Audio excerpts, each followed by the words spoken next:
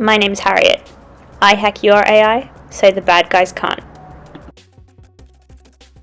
In 2023, generative AI was the word of the year. Riz was the other word of the year.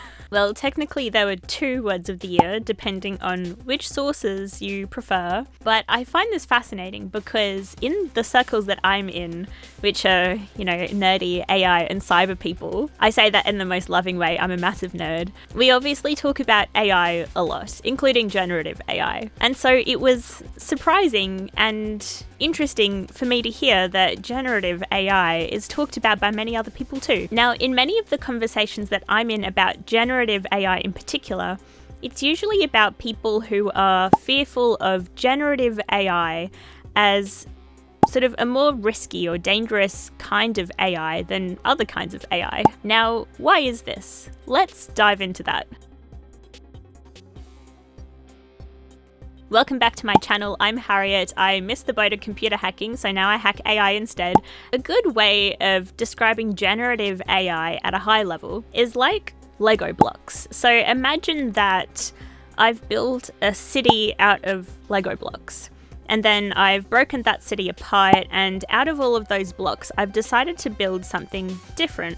Maybe another city skyline, maybe I'm creating a building, maybe I'm creating a Hogwarts castle. I don't know, the only Lego set I ever owned was a bunch of Harry Potter Lego. So the premise here is that even if we're creating something new, we're using all of the information that was in that original city, in that original skyscape, in those original buildings. And it might look new, but we're only able to do it because it's built up of information that is broken down. And even though it looks completely new, it's built of all the information from the other Lego buildings. This is a bit like generative AI. Now, generative AI is one subset of that big artificial intelligence umbrella, and it refers to a specific kind of artificial intelligence. Specifically, it refers to the kind of artificial intelligence that can generate new images, video, text.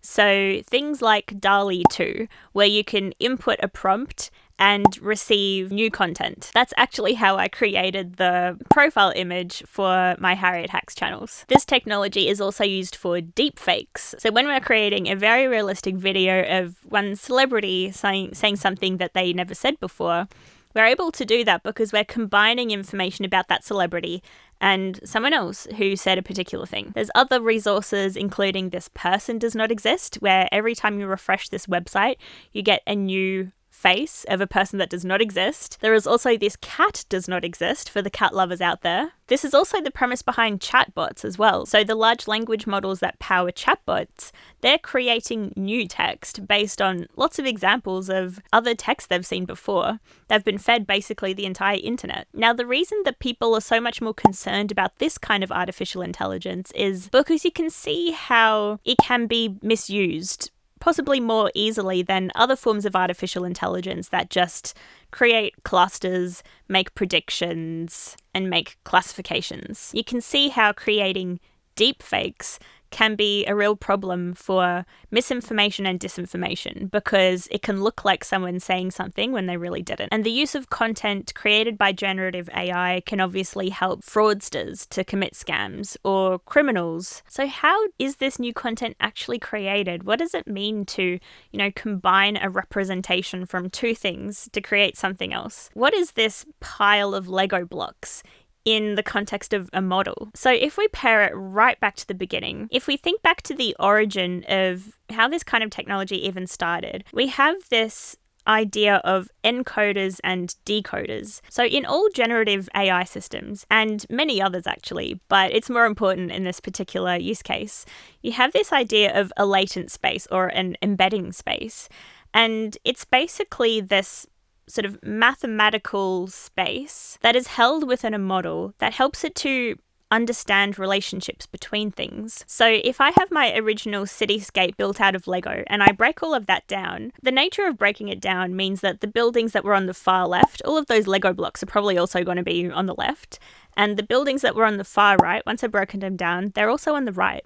So even though afterwards I have just a random pile of Lego, it still holds information about the original buildings. And even if I didn't know what those original buildings were, I can look at that pile of Lego and say, okay, these blocks are probably related to each other in some way because they're all over here. Just like these blocks are related to each other because they're over here. And what that means in an artificial intelligence sense is that when a model is fed lots of information, so if it is fed all of the Wikipedia articles, for example, and if we're looking at a text use case, so in large language models, words that appear together all the time are more likely to then be closer to each other in the embedding space of a model that's trained on that data. So words like AI and technology tend to appear together, so in the embedding space, they're highly related. This is why bias is such a problem in these kinds of models, because historically, words like man and doctor tend to appear together more, whereas words like woman and nurse appear together more. And the model learns that bias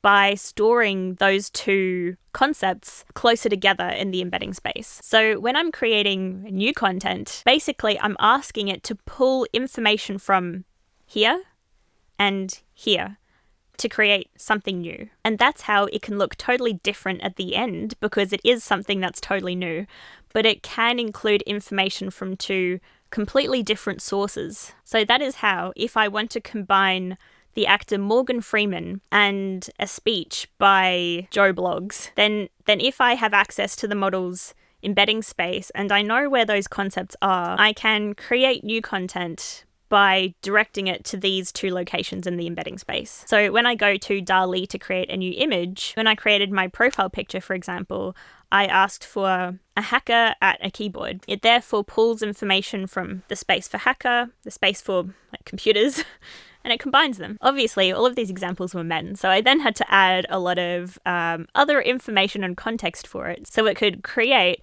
an image of a blonde female hacker at a laptop with the color pink. So obviously generative AI clearly does have some true concerns, but it is just a technology like any other. And in my opinion, we shouldn't necessarily treat it as separate from other kinds of artificial intelligence. It does have some unique risks posed by virtue of how realistic it is. But from my perspective, I don't think we necessarily need to focus on the technology itself, but it's more about the use and the intersection with human impact in society. If it all comes down to risk management. So just like any artificial intelligence system, generative artificial intelligence has risks, maybe some more than other kinds of AI.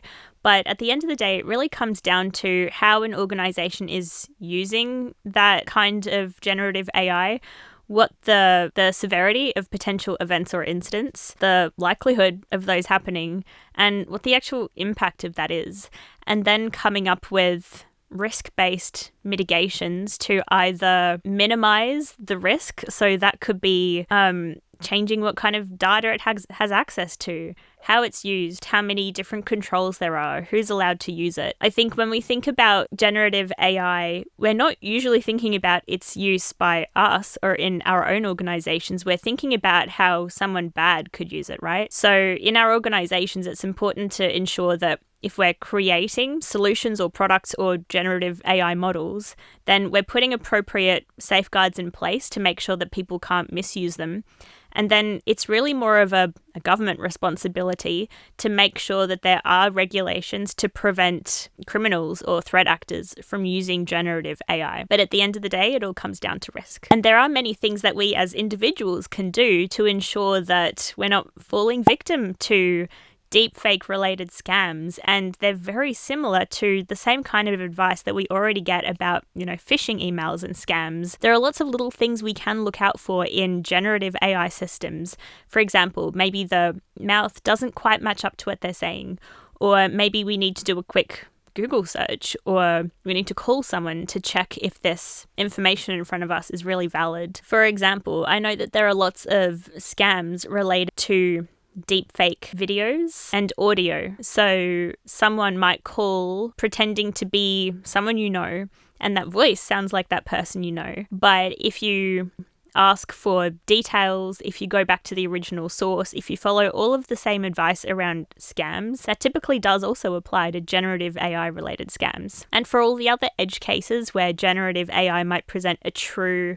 like real and different risk. This is why it's so important to mature the field of AI security. There aren't enough people talking about it. There needs to be more research on these things. There need to be more people like you who are interested in this and want to upskill and then contribute their voices and thought to the conversation. As these issues become more and more prevalent and pressing, the more people that get involved, the better. We might not have all the answers now, but we will one day, if enough of us work on it. So that's the Harriet hack for the episode. Consider generative AI like Lego. It's new, it's risky, but those risks can be mitigated. Now, I'm interested to know your thoughts about generative AI. Let me know in the comments down below. And if you want to support me and my channel, please like this video and subscribe. That's all for me. I'll see you in the next episode.